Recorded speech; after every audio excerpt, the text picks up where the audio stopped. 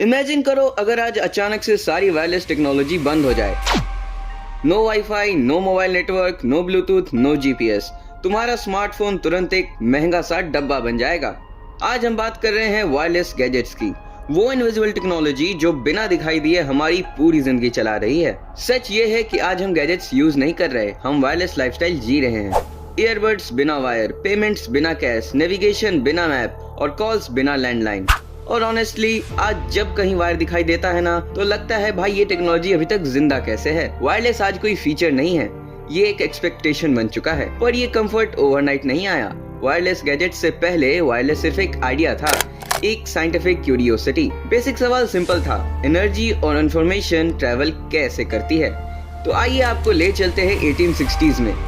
1860s के time James Maxwell ने समझाना शुरू किया कि इलेक्ट्रिसिटी और मैग्नेटिज्म असल में एक ही फिनोमेना के दो साइड्स हैं।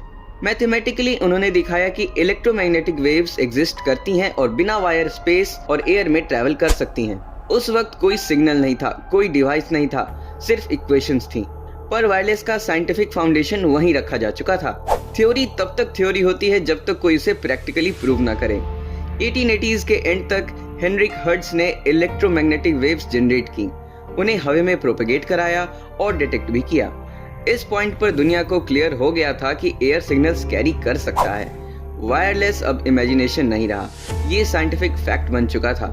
अब नेक्स्ट लॉजिकल स्टेप आया, अगर सिग्नल हवा में जा सकता है तो हम इसे कम्युनिकेशन के लिए क्यों ना यूज करें।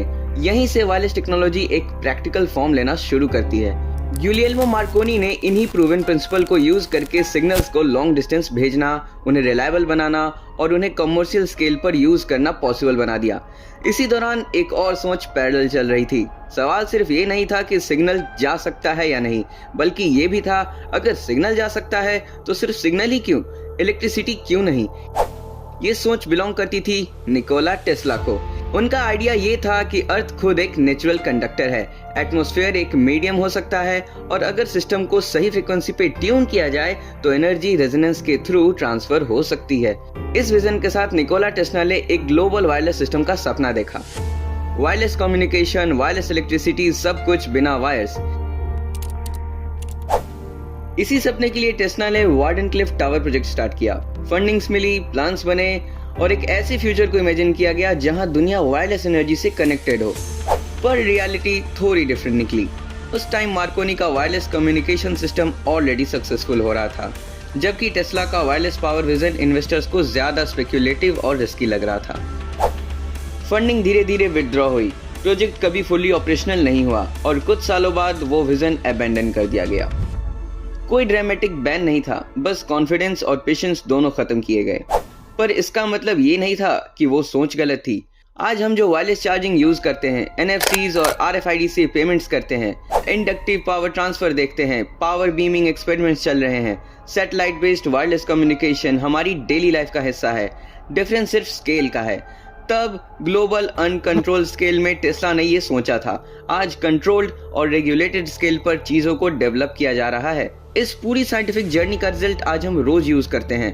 Wireless earbuds for music, calls, meetings बिना वायर, स्मार्ट वॉचेस जो कि फोन बैग में होने के बाद भी आपके कॉल्स, पेमेंट्स, हेल्थ ट्रैकिंग ये सब कुछ संभाल लेते हैं। वायरलेस माउस, कीबोर्ड्स, कंट्रोलर्स जो वर्क और गेमिंग दोनों में फ्रीडम देते हैं। वायरलेस चार्जर्स यानी कि प्लग ढूंढने का स्ट्रेस खत्म।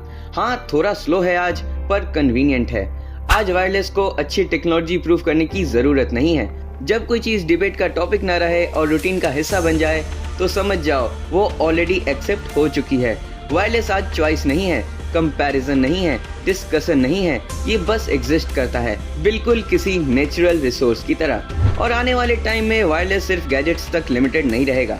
वायरलेस ड्रिवन रूम्स जहां सेंसर्स, लाइटिंग, क्लाइमेट और सिस्टम ऑटोमेटिकली इंटैक्ट करेंगे। ईवी चार्जिंग रोड्स जहां गाड़ी चलती रहेगी और एनर्जी बिना वायर ट्रांसफर होती रहेगी। बियॉन्ड 5G फ्यूचर नेटवर्क्स जो मशीन, सिटीज और पूरे प्लैनेट के बीच रियल टाइम कम्युनिकेशन पॉसिबल बनाएंगे।